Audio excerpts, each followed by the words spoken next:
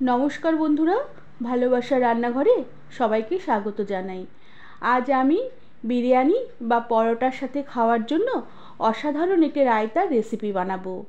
রেসিপিটি ভালো লাগলে একটি লাইক, শেয়ার আর সাবস্ক্রাইব করে দেবার অনুরোধ রইল। প্রথমে আমি এখানে 1 বাটি টক দই নিয়ে নিয়েছি। টক দইটা আমি জল সমেত নিয়েছি, এখানে আমি আলাদা করে কোনো জল ব্যবহার করিনি। আর তার সাথে ছিলকে সমেত আমি শসা লম্বা করে কেটে নিয়েছি। আর তার সাথে নিয়েছি ছিলকে ছাড়িয়ে একদম গ্রেটারে গ্রেট করে রাখা শসা কুচি। আর তার সাথে খানিকটা টমেটো কুচি নিয়েছি। আর তার সাথে নিয়েছি খানিকটা পেঁয়াজ কুচি। আর সাথে কয়েকটা পুদিনা পাতা কুচিয়ে নিয়েছি। আর ঝালের জন্য আমি একটা কাঁচা লঙ্কা কুচিয়ে নিয়েছি। আর তার সাথে আমি নিয়েছি চিনির গুঁড়ো, আমি চিনিটাকে গুঁড়ো করে নিয়েছি। আর তার সাথে নিয়েছি জিরে ভাজার গুঁড়ো, জিরে ভেজে আমি গুঁড়ো করে নিয়েছি। আর তার সাথে নিয়েছি চাট মশলার একটি প্যাকেট, আর আছে বিট নুন, আর তার সাথে আছে গুঁড়ো গোলমরিচ। আর তার সাথে আমি কিছুটা সাদা নুন নিয়েছি। এবার আমি টক দইটা একটি বড় পাত্রে ঢেলে নিলাম। তার সাথে লম্বা করে কাটা শসা কুচি দিয়ে দিলাম। আর তার সাথে একদম কুড়িয়ে রাখা শসা কুচিও দিয়ে দিলাম।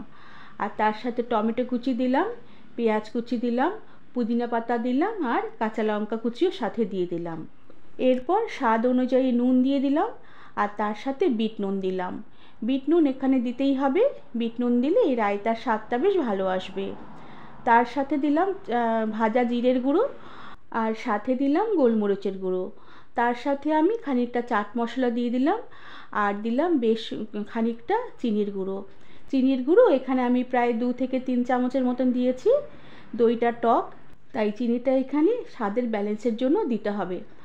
এরপর আমি এই দইটাকে সব কিছুর সাথে বেশ ভালোভাবে প্রায় মিনিট 2 মতন আমি ফেটিয়ে নেব। রায়তাটা আমি খুব সুন্দরভাবে ফেটিয়ে নিয়েছি, একদম ঘনও হয়নি আর একদম পাতলাও হয়ে যায়নি। এবার আমি এই বড় পাত্র থেকে আমি এই ছোট ছোট কাচের বাটিতে রায়তাটাকে পরিবেশন করব। বন্ধুরা, তোমরা বাড়িতে বিরিয়ানি বানালে এরকম একটি রায়তার রেসিপি খুব সহজে আর ঝটপট তোমরা বাড়িতেই বানিয়ে নিতে পারবে। বিরিয়ানির সাথে খেতে অসাধারণ লাগবে।